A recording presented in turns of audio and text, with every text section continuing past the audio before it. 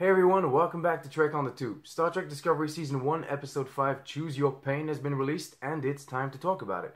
As usual, I'll do my references and Easter eggs at the end of the video. Before that, I'll do my review, but first, just a quick comment. I have missed some Easter eggs, and I probably will miss some more. I do apologize. Just know that if they are important or worth mentioning, I will go back and talk about them when I do my mid-season breakdown or my season breakdown.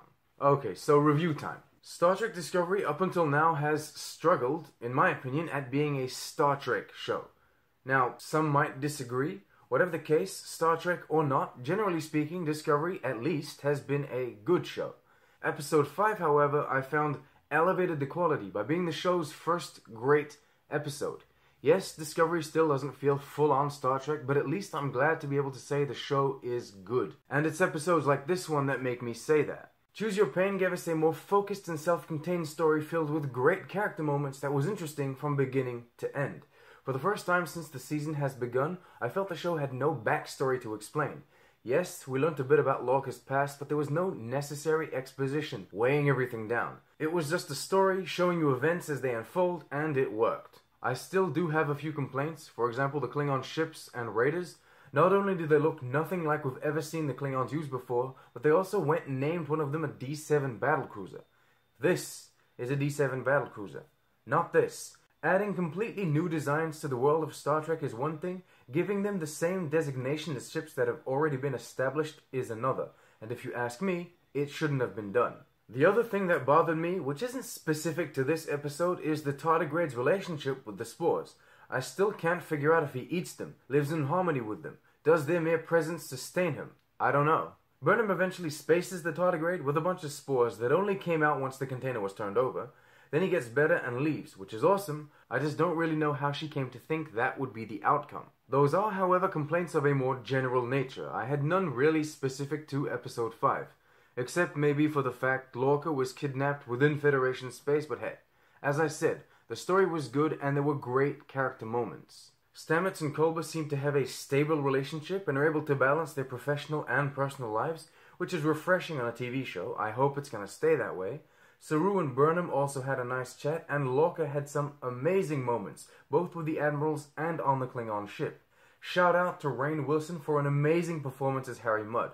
I know he may seem darker than in the original series, but it really all has to do with context. I found the way Wilson portrayed the character was spot on. To be honest, I never really liked Harry Mudd in the original series. I did, however, like the idea of disliking a character, if that makes any sense whatsoever.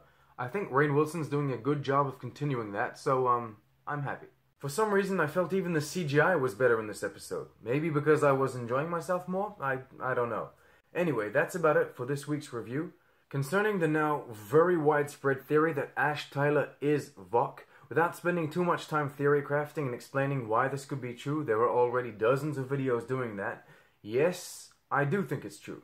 The fact Tyler and L'Rell get into a fight even though Lorca isn't around made me think twice about the whole thing, but I'm still gonna go with that theory. Though to be honest, it doesn't really feel like something T'Kuvma would have approved.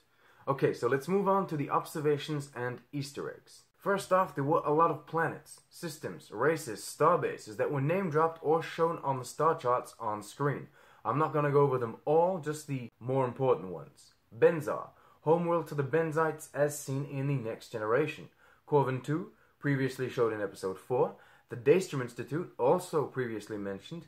Rurapente, the Klingon prison world that we see in Star Trek 6 and Enterprise.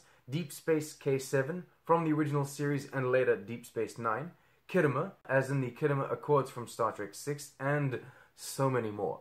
At the end of the day, I call these references or Easter eggs, but that's not really the case. Star Trek is a world full of different planets and different stations that already exist. They're already established in canon. It's only logical that Discovery, or any other show that follows, would use these places. I mean, Starbase 157 and Starbase 343 were used and mentioned in The Next Generation. Basically everything on this star chart has already been used in Star Trek at some point.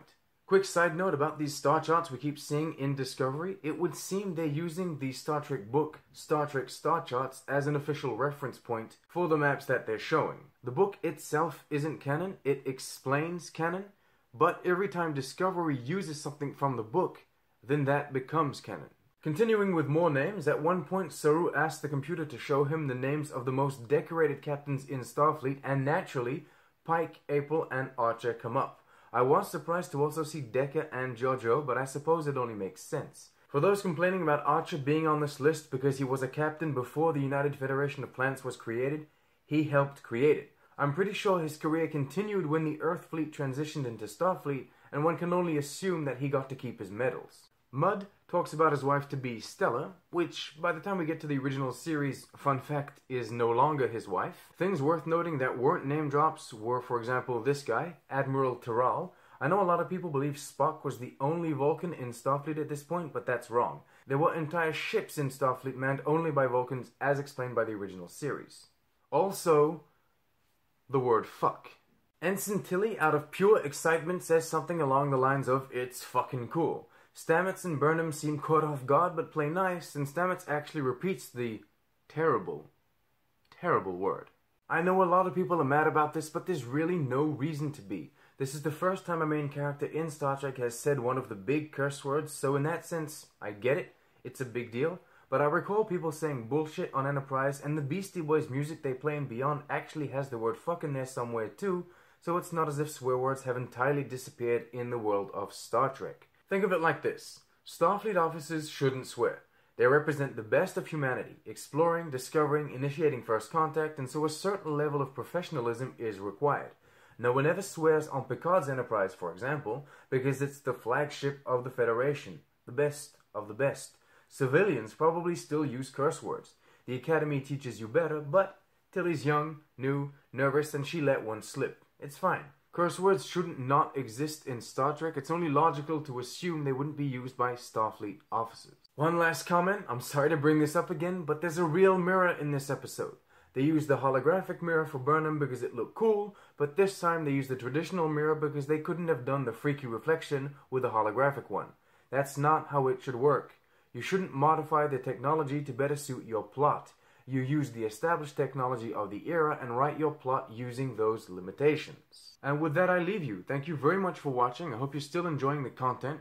Leave a comment telling me if I missed something or asking a question if you have any. Remember to like, subscribe, and share with your friends if you find me to be someone worthy of your attention. Okay, live long and prosper.